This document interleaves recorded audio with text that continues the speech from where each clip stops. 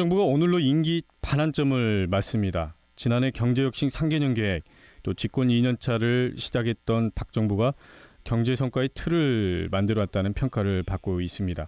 하지만 지난해 4월 터진 세월호 참사, 또 메르스, 그리고 해결은 됐지만 남북의 군사적 대치 상태, 이런 위기의 순간들도 많았는데요.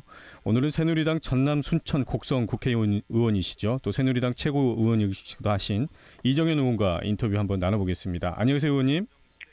안녕하십니까, 이정현입니다. 네네. 네. 오늘로 박근혜 대통령 임기 반환점을 돌게 됐네요. 박근혜 정부 2년 6개월 어떻게 평가하고 계십니까? 글쎄요, 언론이나 또 일반 국민 입장에서는 2년 반이 아니라 매일매일 평가를 하실 수 있을 겁니다. 예. 그러나 이제 또 참여하고 있었던 제 입장에서는 5년이란 그러한 임기가 어떤 일을 함에 있어서 특히 국민 앞에 약속했던 일들을 단계적으로 이렇게 추진을 해야 되기 때문에 네. 아직은 조금 평가를 제대로 하기는 좀 이르다 하는 그런 일단 유보 저는 말씀을 좀 드리고 싶습니다. 그러나 그럼 지난 2년 반 동안 뭐 했냐라고 얘기를 한다면 저는 이렇게 봅니다. 우리가 숨가쁘게 달려오면서 많은 업적들을 이루었습니다. 민주화도 이뤘고 또 근대화도 이루었고 또 많은 내실도 있었었고 그렇지만 그 과정에 숨가쁘게 달려오다 보니까 비정상적인 부분들이 너무 많았습니다. 네. 그런데 그 비정상적인 부분들이 이제는 극에 달해서 사실상 모든 분야에서 어떤 재도약이나 성장이나 또 그 달라지는 환경을 적응하기에 많이 부족한 점이 많았고 저는 지난 2년 반 동안 박근혜 정부는 바로 이러한 비정상적인 부분들을 하나하나 좀 고쳐나가기 위한 대한민국 대수술 우린 정부가 나서서 국가 대수술을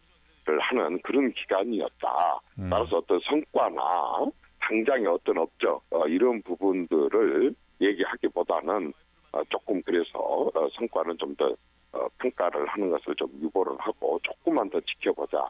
이런 말씀을 올립니다. 네, 그렇군요. 집권하시는 동안 좀 큰 사건들이 많으셨어요. 이 세월호도 있었고 또 최근에는 메르스 사태도 있었고요. 여러 다양한 비판들이 이어졌던 것도 같은데 의원님께서는 어떻게 평가하실 수 있을까요? 국민들이 보는 눈이 정확하겠죠. 네. 메르스 사태나 또는 세월호 사태 때 좀 더 다른 그런 리더십이 없었을까. 어차피 사건 사고는 미국에서도 저렇게 어마어마한 산불이 나고 또 그 속수무책 그런 상태가 되고 학교에서도 계속 총기 사고가 한두 번 터진 게 아니라 계속 터지고 하는 그런 일들이 있을 수 있지만 그럴 때 이제 어떤 식으로 대통령과 국가의 지도자들 리더십을 발휘하느냐라고 하는 것들이 항상 이제 국민들이 바라보고 있는 것인데 그런 부분에 있어서 미흡하다라고 하는 지적이 있었었고 거기는 일리가 있다고 봅니다. 그러나 이제 항상 또 그러한 방법은 스타일이 있다고 보는데 예를 들자면 이번에처럼 아마 분단 이후에 가장 초긴장 상태의 엄중한 이번에 남북 대치 그런 상황이 있었습니다.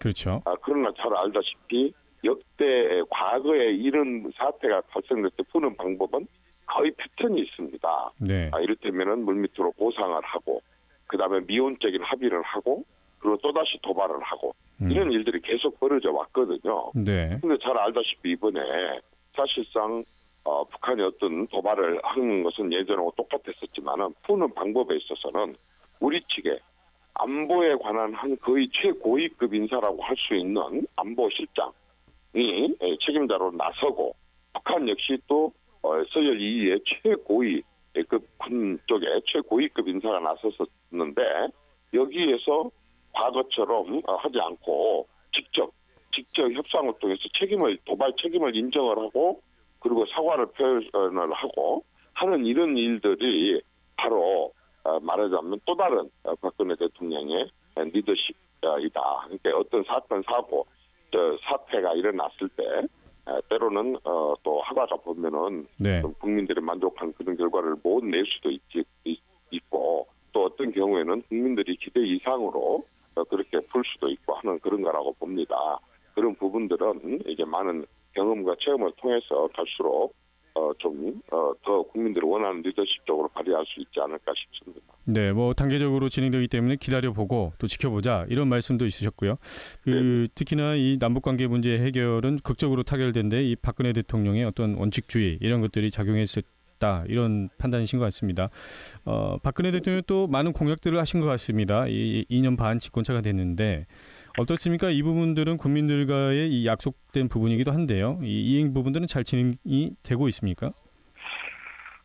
그렇습니다. 어떤 대통령이 있는데 대선 때 공약을 많이 하게 되는데, 네. 하나 이제 박근혜 대통령은 제가 그 대선 때 같이 있어봐서 알지만 상당하게 그 공약을 신중하게 실천 가능한 그런 공약을 하려고 하는 노력을 했었습니다. 예. 뿐만 아니라 당선이 되고 나서 이제 무엇을 했었냐면 역대 정부에서 없었던 것 중에 하나가 이 약속을 그냥 약속으로 하고 뭐 뭉개고 넘어가는 것이 아니라 이걸 실천하고 하기 위해서 공약 가계부라는 걸 만들었습니다. 네. 이걸 하루아침에 뚝딱 만든 게 아니라 전 부처가 대통령의 공약에 어떻게 실천할 것인가라고 하는 것을 꼼꼼하게 점검을 하고 또 수정할 걸 수정을 하고 그다음에 거기에 필요로 하는 예산은 어떻게 마련을 하고 얼마가 네. 필요로 하고 언제 어떤 단계를 거쳐서 집행할 것인가라고 하는 공약 가계부를 꼼꼼하게 만들었고 지금 그걸 이행을 해 나가고 있습니다. 네. 예를 들자면은 경제 민주화 부분입니다. 네. 경제 민주화는 어떤 그 여야가 똑같지는 않았었습니다.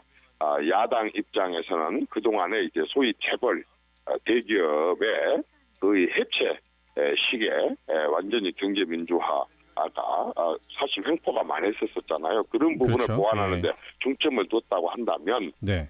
박근혜 정부의 경제 민주화는 어떤 상생 일단 경제적인 약자를 보호를 하되 대기업들에 대해서는 기업 지배 구조를 철저하게 개선하게 하는 실질적인 동반 성장 쪽으로 방향을 잡았었고 네. 그래서 약속 부분으로 얘기를 한다면 한 20가지 정도 과제가 있었거든요. 경제민주화 정책 과제가. 그런데 그중에 뭐 언론들이 다 온 국민들이 다 지켜보고 있으니까 검증을 했으니까 13개 65%를 이미 2년 반인데 완료를 했고 네. 나머지 과제 7개도 이미 법안을 국회에 제출을 해놓고 아까 그 부분에 있어서 여야 간에 말하자면 서로 이견들이 있어서 논의가 진행 중에 있는 이런 실천을 하고 있습니다. 다만 네. 5년 임기 중에 2년 반이 지났는데 지금 공약 실천이 몇 프로다 라고 지금도 굉장히 높은 편입니다. 그런데 그럼에도 불구하고 2년 반 지났는데 공약 다 이행 안 했다 이렇게 재촉을 하면 밥을 하고 있다가 소뚜껑을 먼저 열어버리는 그런 격이 되는 것이고 조금 더 지켜보면서 그 약속 이행을 계속 독려를 하고 체근을 하고 이렇게 하는 게 중요하다 저는 그렇게 생각을 합니다. 네, 네, 뭐 여러 가지 이야기도 있지만 마지막으로요. 이 남은 임기 동안 이 박근혜 대통령 어떤 부분에 중점을 두고 이 국정을 수행해야 된다고 보시나요? 지금 그 어떤 새로운 일을 자꾸 벌리는 것보다는 네. 원칙 있는 대북 정책, 또 원칙이 있는 사면 정책, 또 원칙이 있는 아까 법치 확립, 원칙이 있는 자본주의 이런 식으로 어떤 정도에 충실해서 이제는 좀 과거의 업적 위주, 성장 위주, 자꾸 과시 위주 이러한 대통령의 국정 운영 형태를 좀 벗어나서 네. 더디더라도 또 좀 조급하더라도 어떤 차근차근 원칙 있게 모든 분야를 나가서 비정상을 정상화로 이렇게 체질 개선을 해놓는다면 이 대회가 아니고 그 다음 대통령에 가서라도 이제 국가가 또다시 제2의 어떤 도약을 맞이할 수 있는 그런 기회를 갖지 않을까 싶습니다. 네. 그런 부분에 아마 충실하기 때문에 4대 개혁, 노동개혁, 금융개혁, 교육개혁, 공공 분야의 개혁을 포함한 그런 곳에 충실히 이렇게 나가지 않을까 싶습니다. 네, 그렇군요. 네, 오늘 이른 아침 인터뷰 감사합니다. 여기까지 듣도록 하겠습니다. 네, 고맙습니다. 지금까지 새누리당 이정현 의원과 이야기 나눴습니다.